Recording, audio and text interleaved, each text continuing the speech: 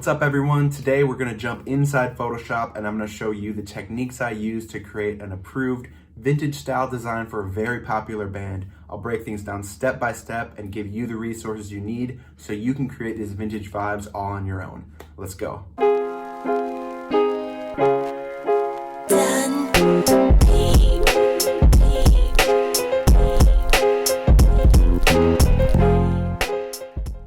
In today's video, I'm going to break down a design that I did that was pretty successful. It's a vintage style design that I did for the Lumineers a couple years ago. It ended up in their store, ended up on tour. I get sent this design as like reference to do other work all the time. Sometimes companies will send it to me and they don't even know that I'm the one who originally designed it, so that's always kind of funny. So I've got Pinterest pulled up right now. It used to be in their store, but this design is no longer there because they, like a new album came out not too long ago. They cycled in a bunch of album-centric merchandise, which is obviously not very uncommon. So I did find it on Pinterest here. You can see it was in the store. I also found it on Nice Stuffs with a Z. Obviously, that's, everyone knows this website. This is obviously being like bootleg. They probably just pulled it from my portfolio, which is just something that's kind of unavoidable. Like, I have had it happen several times, where I can go on eBay and find people bootlegging it from overseas or from wherever. Like, it's just something you have to get used to if you're designing for any, bigger artists. It's kind of, like I said, unavoidable. Anyways, so this is the design I'm going to basically walk you guys through and show you, how I did some of these techniques, how I approached sort of vintage style designs, overall, some of the resources I used, and just techniques in general to help you guys do this on your own. So here I've got Photoshop pulled up. This is the actual file that I sent the company I worked with on this project. You can see here I've only got 4 layers in total, nice and clean with the Pantones called out. You know how I do. I actually don't always do this, but I really try to. Sometimes, I think I said in a previous video, I'll just leave it up to like the expertise of the printer. In this case, I just called out all the Pantones myself, so good for me. Anyway, so as you can see, 4 layers. And here I've got the actual edit file that has like all the layers I used.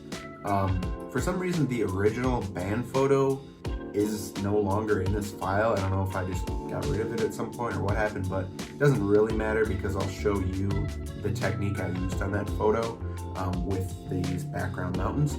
So anyways, let's jump right into it. So first thing I'm gonna talk about is just the texture over the top, right?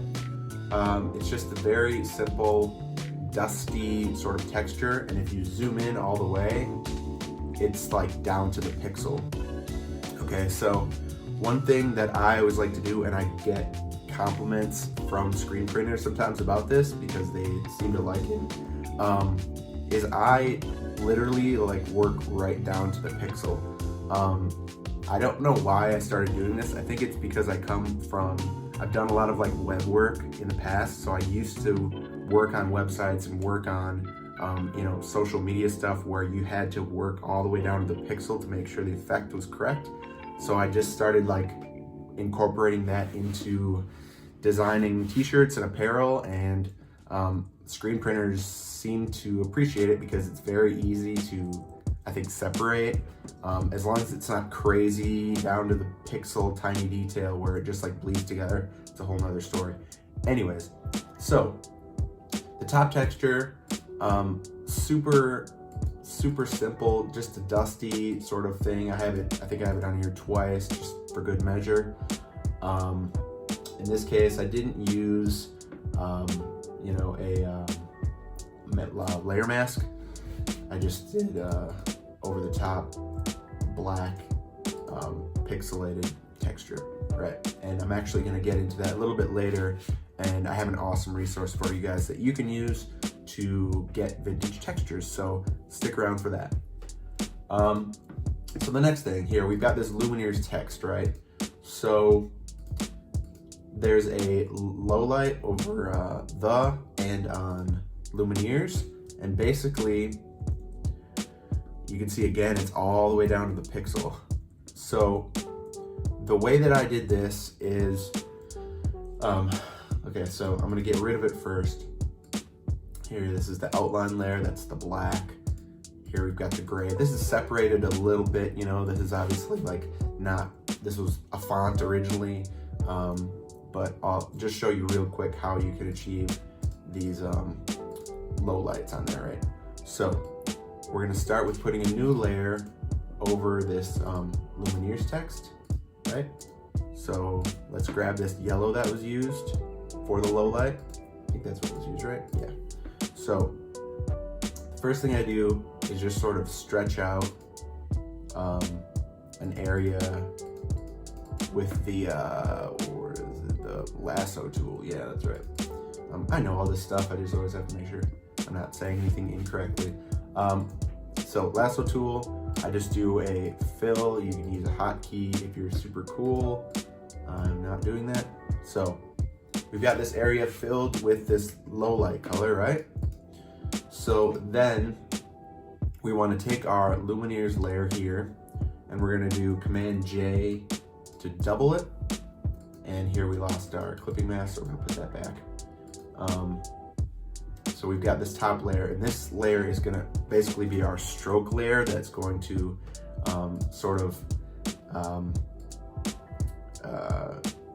don't know how to explain it, like it's going to basically create just a highlight around the low light area, which just makes it pop a lot more, and it's also something that makes it easier to print because you have a outline around it that separates one color from another color, and so they're not bleeding together, all that stuff. So anyways, this is the stroke layer. So the first thing we're going to do is go up to blending options and take our fill opacity down to 0 so that the layer itself is transparent, and then we can just use the stroke. So you can see here I'm able to adjust how big I want it.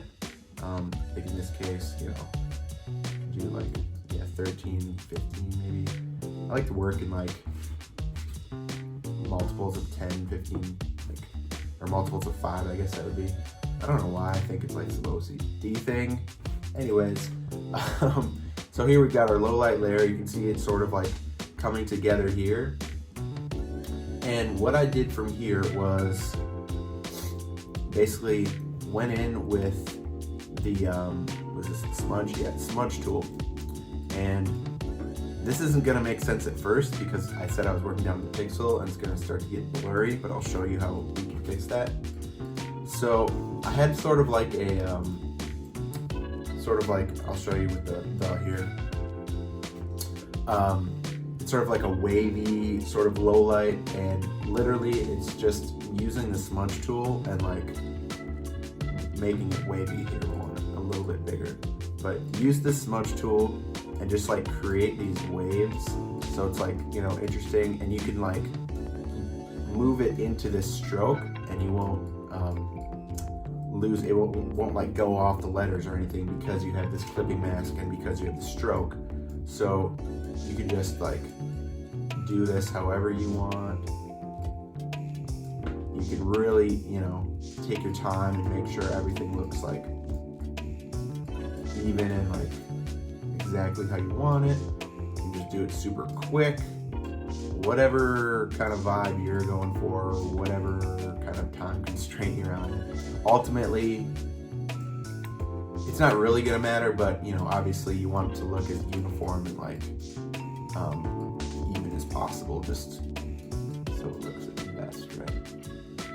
Alright, so we're doing this a little quicker just for time's sake for this tutorial, but okay. So we have this layer in here, and it's not down to the pixel right now.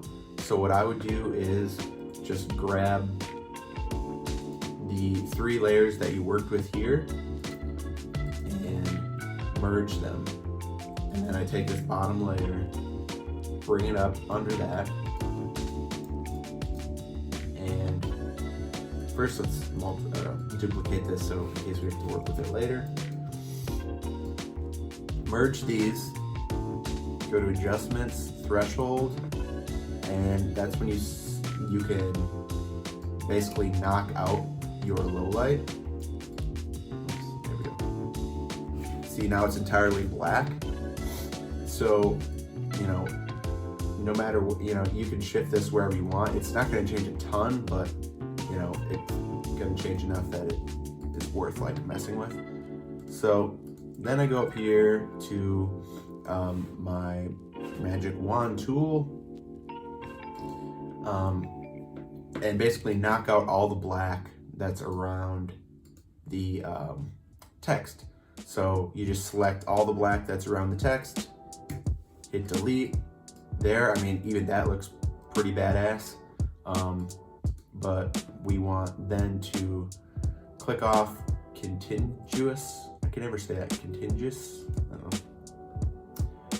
Knock out all of the white. So we're gonna select that, and I'm doing Command J to pull that to the top so that that's its own layer now. So you can see I can make that whatever color.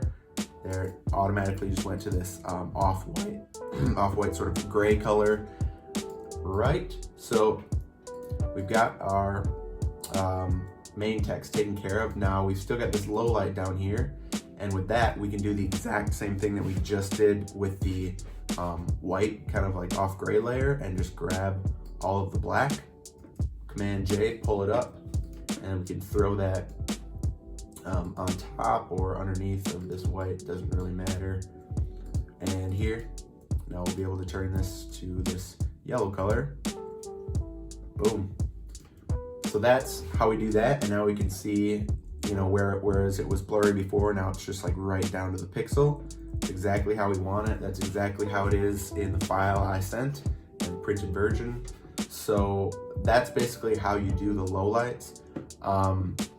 You know, there are many different ways that you can achieve this effect. This is how I do it. You know, if you know you can come up with a better way on your own, that's awesome. But for me, like, I work right down to the pixel, and it's really just a matter of like merging a couple layers and doing a threshold, and it's pretty straightforward.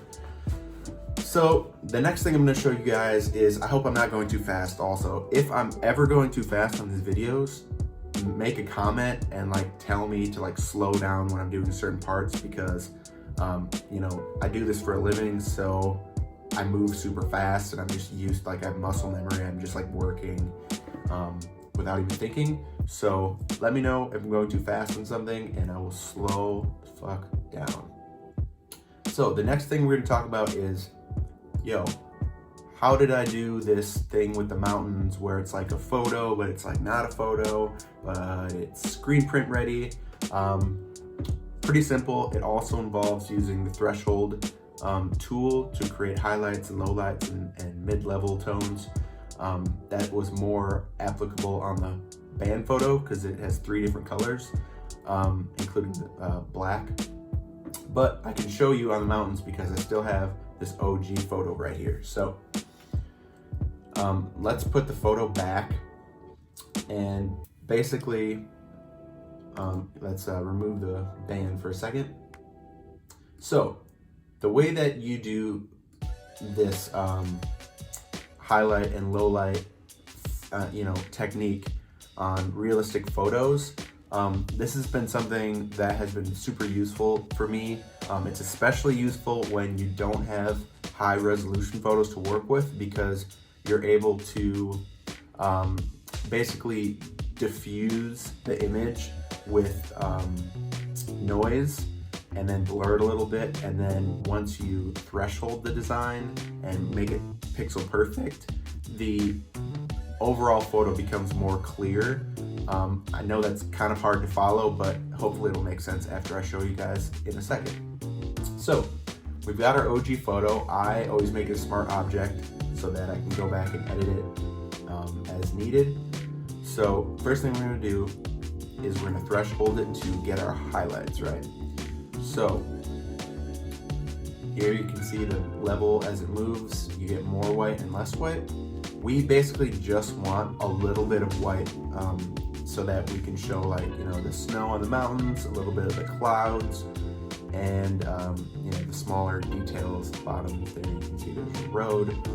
So let's get it. I'm gonna have it at about 220. There's no like set numbers that I can just like tell you like, oh yeah, just do that 220 and it'll work. Like, you really have to eyeball it and get it exactly how you want it. So here I've got it at 220. And it's gonna think for a second. There you go. So once I have the highlights where I want them, however much or little, you basically take the magic wand and you grab all the white. Always make sure these boxes are not checked if you're doing apparel. There are instances where you'll want them checked, but if you're just trying to select all of one color and it's for like a photorealistic design like this, make sure they are not checked. So we've grabbed all our white. We do the same thing as we did with the low lights on that text, and do Command J, so that pops the just the white up to the top. See?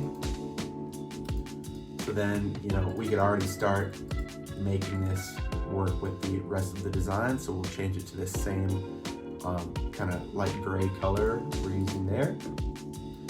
And now we're gonna go back to the OG photo, and because it's a smart object, we can continue to work with threshold and get our mid-level tones, or if we're just doing low lights, we can do that. In this case, I just used two colors and used the black as the third color. So obviously the black is the actual t-shirt itself, so I think it ended up being like actually a dark gray heather when they printed it, so it looked super dope. But we're basically going to here use this as the blue color, so it would technically be the mid-tones, right? So this is the sky, so this really doesn't work until it fills up this entire circle, and so this all needs to be white at the top. So this is pretty good right here. Maybe take it down just a little bit so you get a little bit more detail down here. And so now we're gonna knock out technically all of the black, but I always say knock out for some reason, but really I'm not knocking it out. Anyways, I'm gonna grab all the white, just like I did a second ago. Command J, boom, up to the top. So there we've got our blue color. There you go. Beautiful blue mountains. I think that's actually, oh, because I still have the blues down here. So, yeah, that's from the band photo. Okay, cool. So now you can see it coming together. The black is the low lights. We've got the blue as the mid-level tones. And then we've got this nice light gray as the highlight. And then here I've got this eclipse, or this frame already set up, so I can create a frame for these mountains so that they're not fucking going off the shirt and off the design all crazy. So with that, I just basically selected the frame with the lasso tool, or the magic wand tool rather, and yep, I'm just gonna Command J from the bottom layer. It's just a really quick way to get that shape again and bring it up underneath these two layers that we created, the highlight, the light gray, the blue. Go to create clipping mask, and boom, we've got our sort of layout for the background layer, right? So then we got this band photo over top. I think in this case, I might have just manually gone through and filled in with black here so that, you know, you can see the actual band members and that sort of thing. If I didn't do that, I probably just used the actual photo the exact same way I just used the mountain range to create this black layer. This is definitely the long way around what I'm doing right now, but as you can see, it's coming together. You'd obviously want to approach this with a lot more caution and detail so that you're not going outside of their bodies and looking super weird like I'm doing right now. But this is just for the tutorial's sake, so you can see quickly how this is coming together. Yep, there you go. Oops, sorry, buddy. And yeah. So this is, pretty much how the original design is, right? For the most part. Here we can go back to the other one. So you can see, like, in this one I have, let's see if we put the texture back, it'll look a lot more, yeah. So, as you can see, like, in this original one, I did the thresholding a little bit differently, and there's like some different sort of detail. In general, it's like mostly the same. It all comes down to like your preference at the moment. It looks like I also, in this one, back at, whenever I did this, I wasn't feeling those clouds on the top, so I got rid of them. They're super easy. You can just go over to your, this is the big thing, go over to the mountain range and just literally just delete them like that. Just use the eraser brush and get rid of them. It's that easy. So I think I did that here too, right? So yeah, there you go. Oh no, I left that one. Oh, okay. I was feeling just one cloud at the mountain, no other clouds. It was a one cloud day for the Lumineers. So this basically is a rundown of the techniques that I used to create this. I wish I had this band photo so I could show you guys that too, but if you just follow the same technique that I did for the mountains, and I have a little bit of a cold, so my voice is like a little extra, it's like being weird. If you just follow the technique that I used for the mountains on a band photo, if that's what you're doing, you can get the exact same results that I did here with the yellows and reds and all that. So this particular color palette is like one of my all-time favorites for vintage t-shirts. I don't know, for some reason it just like always pops really nicely, and it's so reminiscent of like old 1960s t-shirts that you would see where they would use, usually minimal colors. It was, always a lot of like blues and reds and gold, yellow, it's off-white because of how old it is. They printed it originally with white ink, and then over time it faded. And so this is like a color scheme that I just love using. I use it all the time. It, I don't know, honestly never fails. Like, it just always gives you a nice classic look. So the next thing I want to talk about sort of briefly is deciding what fonts to use, what sort of type to use for vintage style t-shirts. I love a resource called Fonts in Use, and it's just fontsinuse.com, and it's basically a collection of real life examples of fonts being used, and it goes all the way back to, I think it goes, the 1940s, 1950s, all the way up until today. There's like super modern stuff. If you're into like fashion or zines, there's like always cool fonts that people are using that are super contemporary and trendy. But in this case, we can use Fonts in Use to kind of show us what fonts were being used in the 1960s and 70s and whenever. In this case, I tried to cater to like the 1960s vibe with like old bands, Fleetwood Mac, or like even getting into like classic rock in the 80s, Def Leppard, those types of bands who were using the fonts that were available at the time. And that is the biggest mistake that people tend to make with doing vintage t-shirts, is they always do that wrong, where they use fonts and the fonts themselves were not available in the 1960s, so it like doesn't make sense that they're on the t-shirt. It's a small thing, but I think it can make all the difference. So we are going to use Fonts in Use and just basically go up to 1960s and use this tag, and it'll show us exactly what fonts were used in the 1960s. You know, it's a lot of like album artwork, but it doesn't matter because it's the same fonts that they would have used on t-shirts, right? So in this case, I think I actually didn't, I'm contradicting myself only slightly because I used almost more like eraser sort of font for this one, but bear with me here. This was just an example that I thought of right away. So anyways, you can see there are a bunch of examples here of like genuine old school. I love Cooper Nouveau. I've used almost like all of these here at the top row at some point. Yeah, Glazer is awesome. Yeah, there's just so many great fonts here. Now, Roberta Fancy, shout out. So the biggest problem here is that this site does link directly to fonts, but a lot of these fonts are either super old and they haven't been properly recreated for use, or they're commercial fonts.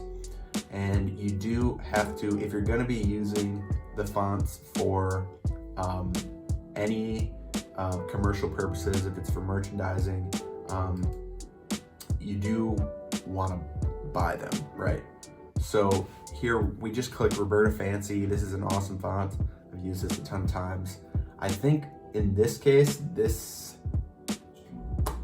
might be available, and my heat just kicked on, so that's what that noise was.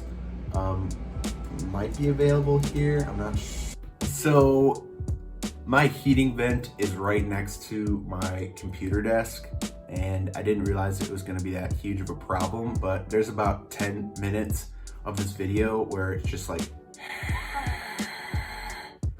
and it's super hard to hear what I'm saying. I didn't realize at the time that it was going to be so loud in the video, so that's my bad. I'm going to go through and go over the rest of this video now, so sorry about that. Okay, so this is kind of where I left off before the heating vent went all weird, or I mean, did what it was supposed to do, you know, but super annoying. Anyways, so what I was trying to say is that you can get this font if it's not available on DaFont or like somewhere like that, which is probably pretty unlikely. You might be able to get away with just going to Google and searching font plus ttf.tdf. That's what I did here, and it's literally the first result. In this case, I got kind of lucky, so don't pay attention to any of this other random stuff and just find the download button. So we're able to download that here. Let's check it out to make sure it is the real thing. Everything looks good, sure. So this is the font. I don't know why that's there, I don't know. But yeah, so that's just kind of a quick way that you can grab any of these old school fonts that you might find on Fonts in Use.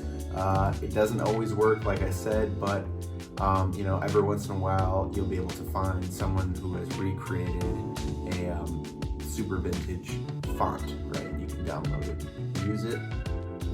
So the next thing I was going to talk about was, I mentioned a resource for vintage t-shirt textures. So, you know, in the Lumineers case, I used sort of a dusty texture for that.